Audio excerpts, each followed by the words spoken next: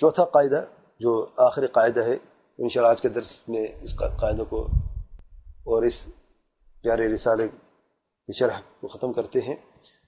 شیخ الاسلام رحمہ اللہ فرماتے ہیں القاعدۃ الرابعہ، چوتھا قاعدہ، ان مشرکی زماننا اغلظ شرک من الاولین، ہمارے زمانے کے مشرک کا شرک زیادہ غلیظ پہلوں کے شرک سے ہے۔ لأن الاولین یشرکون فی الرخاء، کیونکہ جو پہلے مشرک تھے یا مشرکین عرب جو تھے وہ رخاء اور آسانی کے حالات میں شرک کیا کرتے تھے، ویخلصون فی الشدہ، اور شدت اور مشکل مصیبتوں میں وہ اخلاص کے ساتھ صرف اللہ کی عبادت کیا کرتے تھے۔ ومشرکی زماننا شرکهم دائم فی الرخاء والشدہ، اور جو ہمارے زمانے کے مشرکین ہیں وہ ان کا شرک دائمی طور پر ہے، چاہے حالات اچھے ہوں یا برے ہوں۔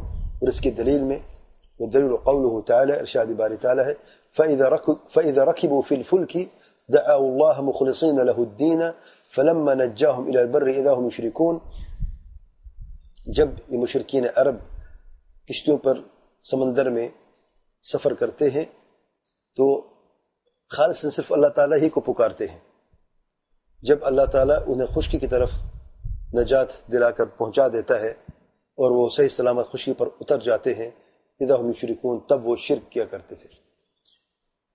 اور پھر اس رسالے کا اختتام امام صاحب فرماتے واللہ اعلم، وصلی اللہ علی نبینا محمد وعلی آلہ وصحبہ اجمعین، وصلی اللہ وسلم علی نبینا محمد وآلہ وصحبہ وسلم۔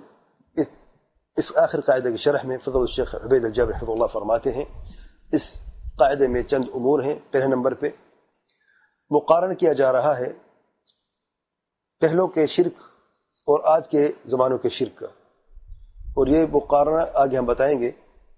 دوسری بات، دلیل کیا ہے کہ مشرکین اچھے حالات میں شرک نہیں کرتے تھے، صرف شدت کے حالات میں شرک کیا کرتے تھے۔ یہ سورۃ العنکبوت کی آیت ہے، اور آیت صریح ہے دلالت میں کہ جب وہ سمندر میں سفر کرتے تھے کشتیوں پر تو اللہ تعالیٰ ہی کو پکارتے تھے، مخلصین لہ الدین۔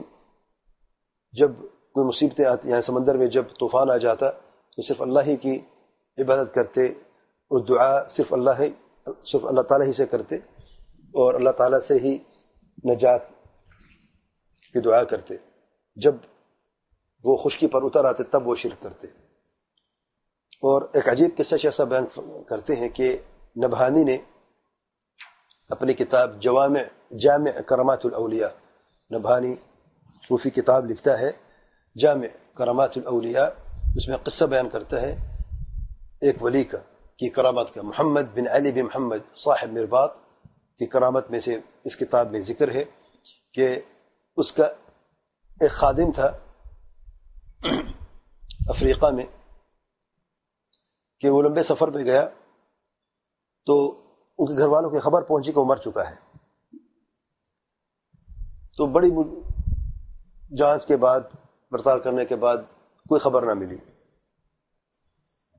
تو اس پیر صاحب کے پاس جاتے ہیں تو تھوڑی دیر کے لیے وہ فاطرق صاعدا، سر جھکا کے تھوڑی دیر کے مراقبے پہ چلا گیا، خاموشی اختیار کی، اور پھر کہا کہ افریقہ میں تو نہیں مرا، وہ جو ان کا مرید ہے افریقہ میں تو نہیں مرا۔ تو یہ کہا گیا کہ خبر تو آ چکی ہے اس کے مرنے کی۔ پیر صاحب کہتے ہیں کہ میں نے جنت میں جھانک کر دیکھا ہے، وہاں پر مجھے وہ ملا نہیں ہے،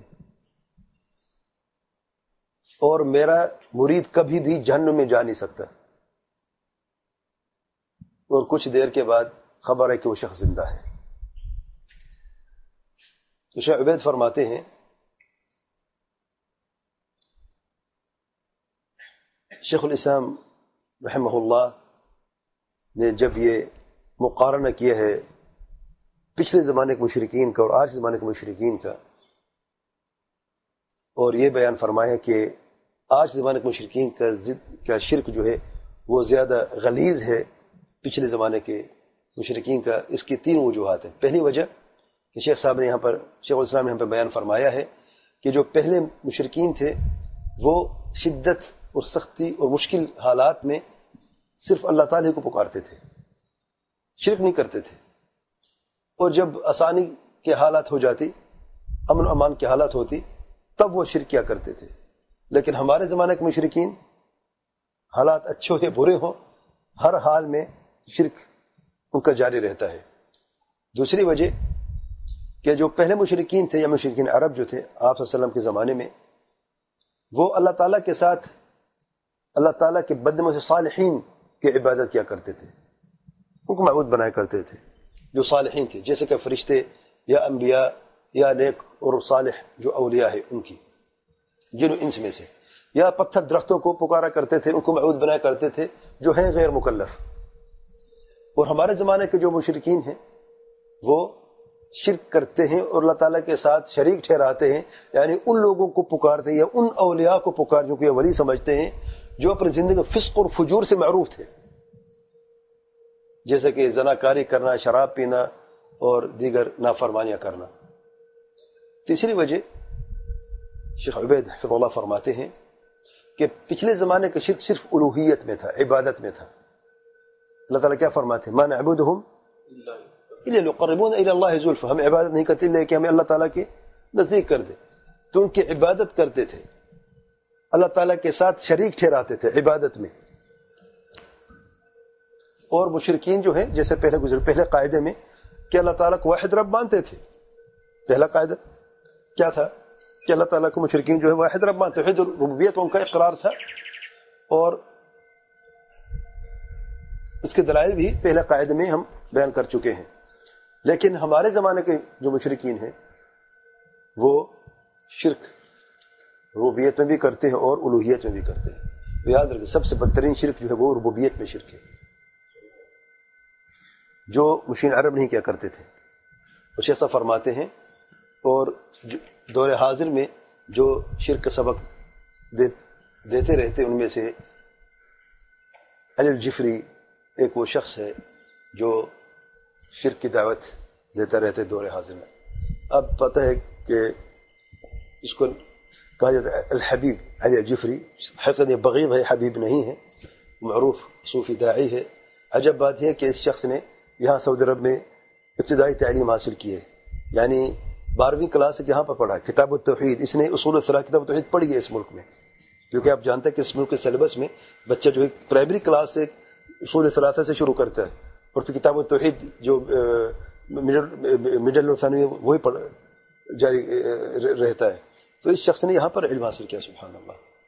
اور اس کی شرک کی انتہا دیکھیں کہ یہ شخص یہ کہتا ہے کہ اللہ تعالیٰ کا ولی جو ہے وہ پیٹ کے اندر بچہ جو ہے یعنی کسی عورت کے پیٹ میں بغیر باپ کے بچہ پیدا کر سکتا ہے کن فیکون سے.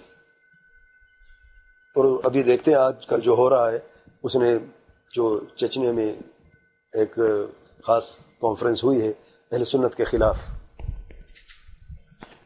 بلکہ سلفیوں کے خلاف، انہوں نے کھل کے صرف مذمت ہی نہیں کی بلکہ دنیا جہاں کی جو بھی خرابیاں ہیں وہ سب تھوپ دیے سلفیوں پر کہ دنیا میں اگر سب سے اوپر کوئی بڑا دشمن ہے وہ یہود و نصارہ نہیں ہے، وہ سلفیوں خصوصی طور پر سعودی عرب کو ٹارگیٹ کیا گیا ہے.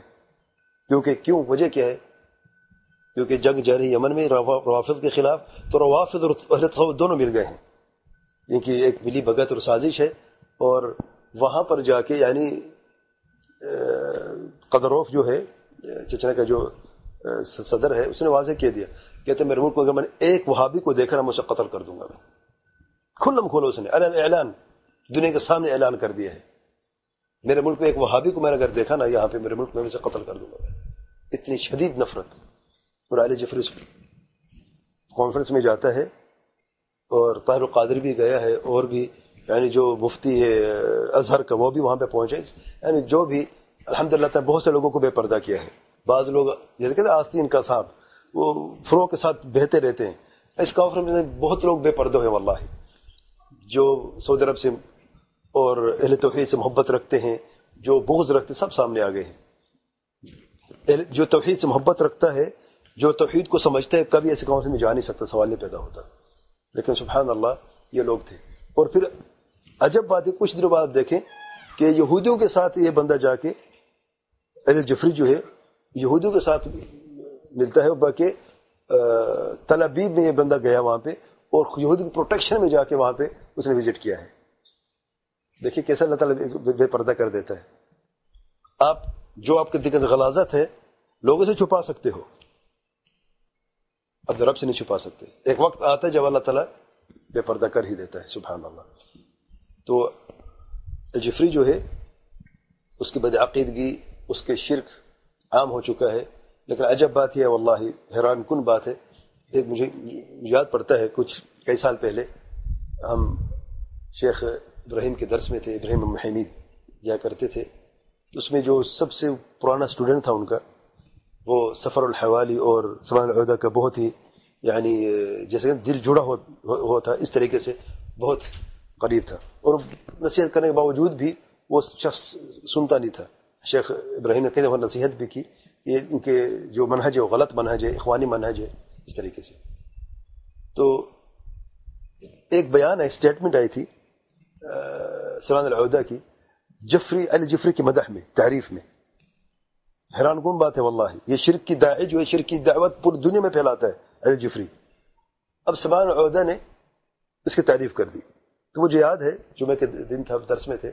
درس کے بعد مجھے ملا جو مسجد کا امام تھا اور پرانا اسٹوڈنٹ تھا. کہتے ڈاکٹر صاحب شیخ صاحب صحیح فرماتے تھے. میں کہا کیا ہوا؟ کہتے منع کرتے تھے سلمان العودہ سے. پتہ ہے اس ظالم نے کیا کیا ہے؟ میں نے کہا ظالم تمہارے منہ سے پہلی دفعہ سن رہا ہوں میں. کیا اس نے؟ کہتے الجفری کی اس نے تعریفیں کر دی. میں نے کہا کون سی نئی بات ہے؟ یعنی ہمارے لیے تو ہم معروف، یعنی جس شخص کا منہج ٹھیک نہیں ہے، جس کے دل میں اخوانیت جگہ کر چکی ہے، تصوف کی اہل شرک کی تعریف کرو، کیا کرے گا وہ؟ اب وہ شخص کہتا ہے آج کے بعد، یعنی واللہ اس کے الفاظ تھے، کہتا ہے میری نظروں سے گر گیا، میری نظروں سے سوال عہدہ گر گیا.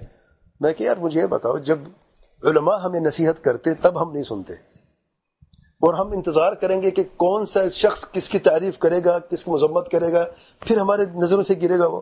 تو علماء کی اقوال نصیحتیں کہاں گئی ہیں؟ سبحان اللہ.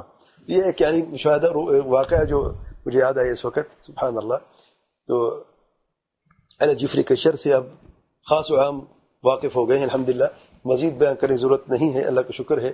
سب اب تو عجم بھی جاننے لگے. پہلے سے کوئی بھی شخص یمنی ہے اور عربی میں اس کی تقریریں ہیں ساری، لیکن میڈیا میں آ گیا ہے، اور میڈیا جس کو اٹھا لے تو اٹھا لے.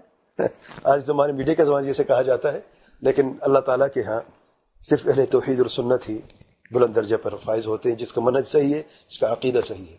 اور میڈیا جس کو اٹھائے، جس کو گرائے، یہ لوگوں کے آنکھوں کے نظر کے سامنے اٹھنا گرنے میں کوئی فرق نہیں پڑتا. حقیقت جو ہے وہ توحید میں ہے، اتباع سنت میں اور صحیح منہج میں.